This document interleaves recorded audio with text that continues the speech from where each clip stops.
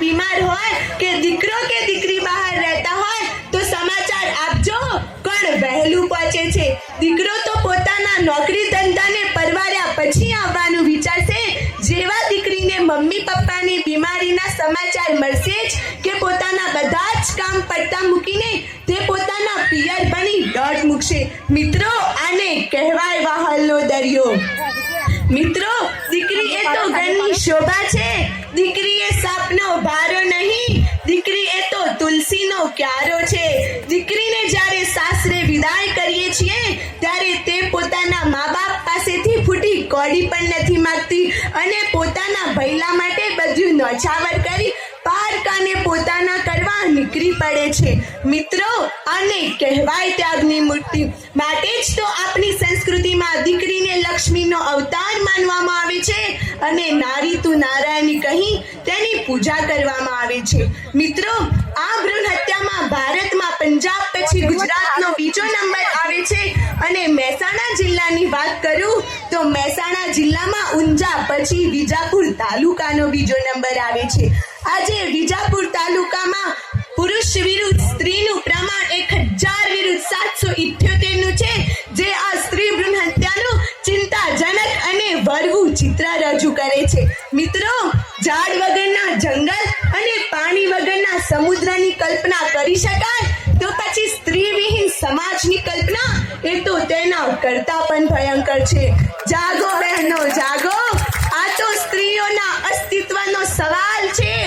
એક સ્ત્રી થઈને બીજી સ્ત્રી પ્રત્યે નફરત શા માટે? મહાભારતની ગીતા અને રામાયણની સીતા એ તો ભારતીય સંસ્કૃતિના બે આધાર સ્તંભો છે। જો આવું જ ચાલ્યું તો વિશ્વના લોકો ભારતીય સંસ્કૃતિની ઠેકડી ઉડાવશે અને સ્ત્રી ભ્રૂણ હત્યા માટે માત્ર ને માત્ર જવાબદાર સ્ત્રીઓ જ છે, કારણ કે કોઈ સ્ત્રીની ઈચ્છા વગર કોઈ પુરુષ કે ડોક્ટરની તાકાત છે તેની કુખને હાથ અડાડી શકે? મિત્રો, આજે માનવીય મૂલ્યોના પતનથી પ્રકાશતા તો ત્યારે જ થાય છે જ્યારે પૈસાથી દીકરીઓના સોદા થાય છે। આજે ભારતીય સંસ્કૃતિમાં દીકરીના મહત્વની વાત કરી રહી છું ત્યારે ભારે દુઃખ સાથે સમાજ વચ્ચે કહેવું પડે છે, આજે સમાજની દીકરીઓને કળયુગની નજર લાગી છે। આજે દીકરીઓ તુલસીનો ક્યારો મટી ખરા અર્થમાં સાપનો ભારો બની રહી છે। આજે એક સમાજની દીકરી તરીકે કડવી પણ સત્ય વાત કહી રહી છું। રોજ બરોજ ઘણી બધી દીકરીઓ પોતાના મા બાપની ઈચ્છાની વિરુદ્ધ લવ મેરેજ કે કોર્ટ મેરેજ કરવાના કિસ્સા વધી ગયા છે, જે સમાજના અધપતનની નિશાની છે। સમાજના કેટલાક શ્રેષ્ઠીઓ સમૂહ લગ્ન જેવા યજ્ઞીય કાર્યો કરી સમાજની દીકરીઓને સન્માન આપી રહ્યા છે, જ્યારે સમાજમાં બનતા આવા કિસ્સા સમાજને કલંક લગાડે છે। અહીં બેઠેલી મારા સમાજની દીકરીઓને સમાજના માધ્યમ દ્વારા મારે કહેવું છે, શું તમને તમારા મા બાપ પર વિશ્વાસ નથી? જે મા બાપે પેટે પાટા બંધીને દીકરીને 25 વર્ષની કર્યા પછી દીકરી જ્યારે આવું ખોટું પગલું ભરે ત્યારે તેના મા બાપના આત્માને કેટલું દુઃખ થતું હશે। દરેક મા બાપને દીકરા કરતા દીકરીની વધારે ચિંતા હોય છે। દીકરીના જન્મ પછી તેના મા બાપનું જીવન પૂરું થઈ જાય છે।